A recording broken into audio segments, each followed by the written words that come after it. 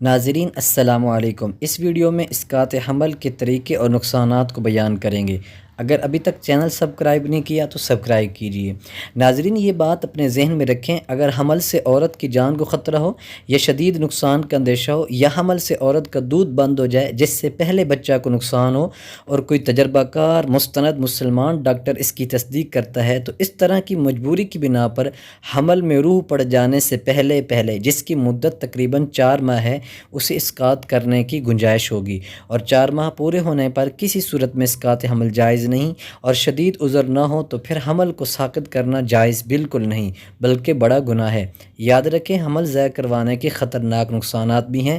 اس video کو آخر تک لازمی دیکھیں، اس میں ایک چیز وضاحت اور ڈاکٹروں کے تجربے کے ساتھ بیان کی گئی ہے جس کو اکثر لوگ نہیں جانتے۔ حمل ضائع کرنے کے فوراً بعد ہم بستری کرنے کا نقصان۔ طبی یا سرجری طور پر حمل ضائع کرنے کے طریقہ کار کے بعد عام طور پر مشورہ دیا جاتا ہے کہ جنسی تعلقات سے پہلے 2 ہفتے انتظار کریں، اس طرح انفیکشن کا خطرہ کم ہوگا۔ اگر حمل ضائع ہونے کے بعد جنسی تعلقات کے درمیان اچانک درد محسوس ہو تو فوراً ڈاکٹر سے رجوع کریں۔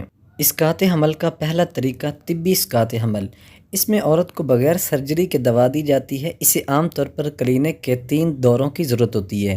اس قسم کے حمل ضائع کرنے کے عمل کو آخری ماہواری کے 49 دن بعد تک اجازت دی جاتی ہے۔ مائفپریسٹون اکثر دوا کے طور پر دیا جاتا ہے۔ حمل ضائع کرنے کے اس عمل کے ضمنی اثرات و نقصانات میں یہ چیزیں شامل ہیں: 3 ہفتوں یا اس سے زیادہ خون بہنا، ہونٹوں یا چہرے کی سوجن، درد، قے، سردی لگنا، چکر آنا، تھکاوٹ، انفیکشن، کمر درد اور دیگر پیچیدگیاں۔ دوسرا طریقہ سرجری سے ضائع کروانا۔ سنگین پیچیدگیاں، باہری خون کا آنا، بچہ دانی کو نقصان پہنچانا، یہ 1000 میں سے ایک عورت کے ساتھ ہوتا ہے۔ حمل کے 14 ہفتوں کے بعد سرجری کے ذریعے حمل ضائع کرنے کے خطرات یہ ہیں: حمل کے ان حصوں کو نکالنا پڑتا ہے جو بچہ دانی میں رہ گئے ہوں، اور یہ 100 میں سے 3 خواتین کے ساتھ ہوتا ہے۔ بہت زیادہ خون بہنا، یہ 100 میں سے 1 یا 10 کے درمیان خواتین کے ساتھ ہو سکتا ہے۔ انفیکشن، یہ خواتین کی ایک چھوٹی سی تعداد کے ساتھ ہوتا ہے۔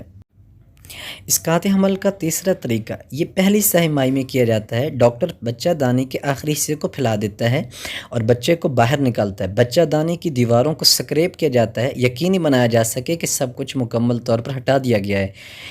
اس حمل ضائع کرنے کے ضمنی اثرات میں یہ چیزیں شامل ہیں: درد، بچہ دانی کو نقصان، آنتوں میں چوٹ، مثانے، بھاری خون یا زیادہ سنگین پیچیدگیاں۔ اگر بچہ مکمل طور پر نہیں ہٹایا جاتا تو انفیکشن ہو سکتا ہے۔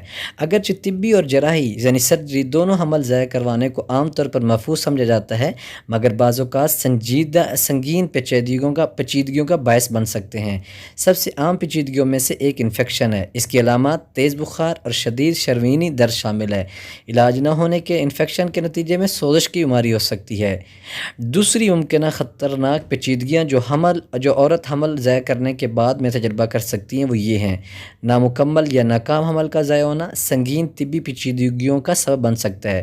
یوٹرین سوراخ جس میں پیٹ میں شدید درد، خون بہنا، بخار کی علامت ہیں۔